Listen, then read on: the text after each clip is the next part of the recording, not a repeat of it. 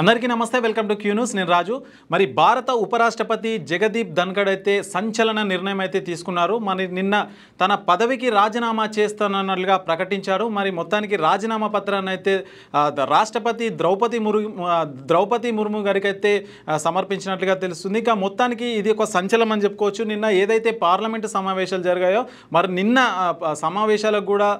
ఉపరాష్ట్రపతి అయితే హాజరయ్యారు మరి అదే నేపథ్యంలో మరి సాయంత్రం నిన్న 6-7 మధ్యలో కూడా ఈ నిర్ణయం అయితే తీసుకున్నాడు మొత్తానికైతే రాజీనామా చేస్తానన్నట్టుగా ప్రకటించి మరి రాజీనామా పత్రాన్ని ద్రౌపది ముర్ము గారికి అయితే మరి సమర్పించడం జరిగింది మొత్తానికి ఇంకా ఇది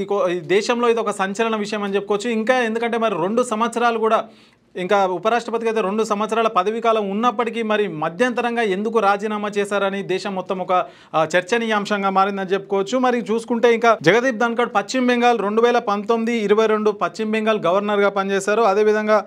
భారత ఉపరాష్ట్రపతిగా 2022 నుంచి 2025గా పనిచేశారు మరి 1990 నుంచి 1991 వరకు కూడా మరి కేంద్ర సహాయ మంత్రిగా చేశారు మరి ప్రస్తుతం అయితే రాజ్యసభ సభ్య చైర్మన్గా ఉంటారు అంటే ఉపరాష్ట్రపతి అంటే చైర్మన్గా వ్యవహరిస్తూ ఉంటారు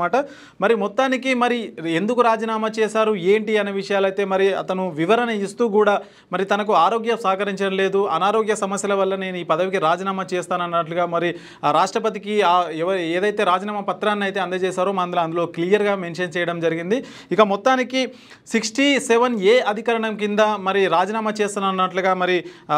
ఉపరాష్ట్రపతి తెలపడం జరిగింది ఇక మొత్తానికైతే మరి కొత్త ఉపరాష్ట్రపతిని అయితే ఎన్నుకోవడానికి మరి 60 రోజుల సమయం ఉన్నప్పటికీ మరి ఎవరు వస్తారు ఎవరిలో ఎట్లా ఎన్నుకుంటారు అనే దేశం ఒక ఉత్కంఠ నెలకొందని చెప్పవచ్చు మరి అప్పటి వరకు అయితే రాజ్యసభ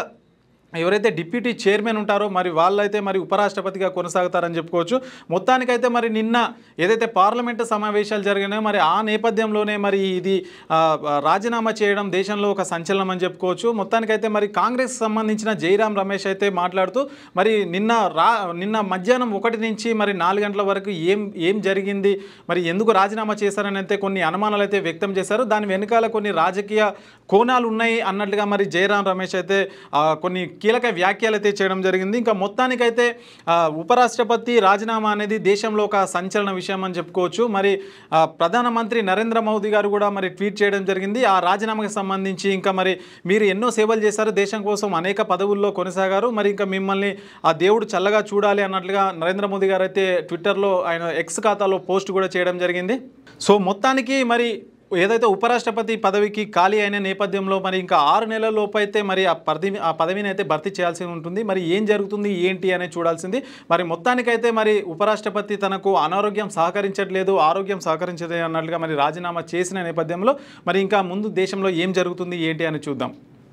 లేటెస్ట్ న్యూస్ తెలుగు మరియు ఇంగ్లీష్ అప్డేట్స్ కోసం ఇప్పుడే క్యూ న్యూస్ అఫీషియల్ యాప్ ని ప్లే స్టోర్ నుండి డౌన్లోడ్ చేసుకోండి సరికొత్త సమాచారాల కోసం క్యూ న్యూస్ వెబ్సైట్ ని ఫాలో అవ్వండి ఛానల్లో ప్రాంతీయ జాతీయ అంతర్జాతీయ వార్తలు వీక్షించండి లైక్ చేయండి